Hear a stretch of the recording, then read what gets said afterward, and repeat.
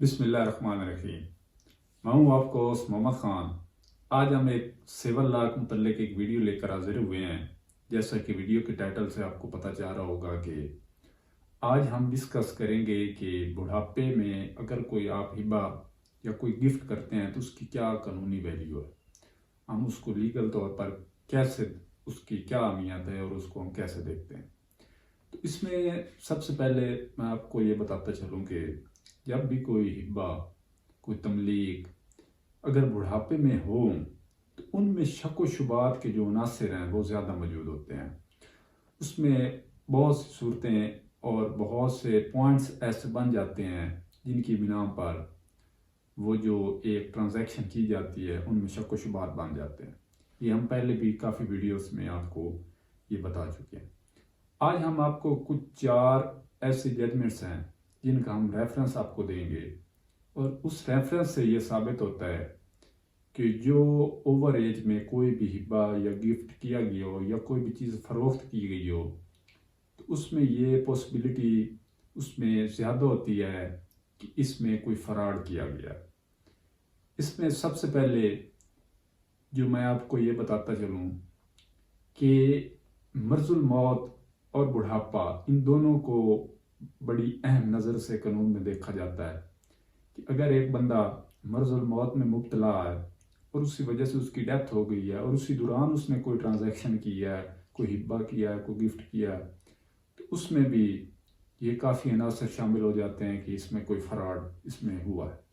और इसके बरक्स अगर कोई चीज़ बुढ़ापे की सूरत में हम सिविल लॉ और इसके बरक्स अगर कोई बुढ़ापे में अगर कोई ट्रांजैक्शन ऐसी की जाए तो उसमें भी शक व शुबात बहुत ज़्यादा होते हैं।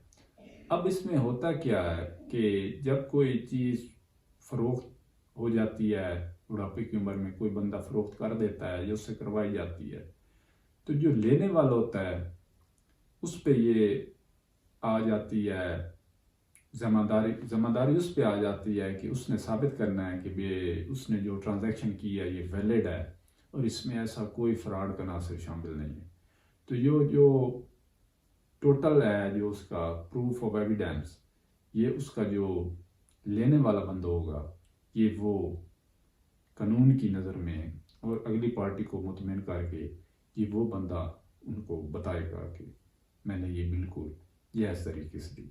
इसमें ये 4 मुख्तलिफ हमारी जो जजमेंट्स हैं वो आपके साथ मैं ये शेयर कर रहा हूँ और ये इस वीडियो की डिस्क्रिप्शन में भी आपके साथ ये शेयर कर रहा हूँ, आप इनको देख भी सकते हैं। और इन चारों जजमेंट्स में जो कॉमन बात है वो यही है कि डोनर और डोनी दो चीज होते हैं ना, एक लेने वाला और एक देने वाला। तो इसमें जो डोनी है उसकी एज 70+, 80+, 90+, ये उसकी अगर कोई स्टेटमेंट है तो इस एज में थी, तो इस वजह से उन्होंने ये अनासर हाईलाइट करके कि ये एज काफ़ी ज़्यादा है और इस एज में फ्रॉड के जो अनासर हैं वो मुलव्वस हो सकते हैं, शक व शुबात इसमें काफ़ी ज़्यादा हैं। वजह से ये जजमेंट्स जो हैं ये इस बात की रेफरेंस दे रही हैं कि इसकी कानूनी तौर पर जो अहमियत होती है बुढ़ापे में किए जाने वाले किसी भी ट्रांजैक्शन की जो कानूनी तौर पर अहमियत होती है वो कम होती है दूसरी की निस्बत। तो उम्मीद है आपको ये वीडियो समझ आ गई होगी। अपना और अपने इस चैनल का ख्याल रखिए। तब तक के लिए अल्लाह।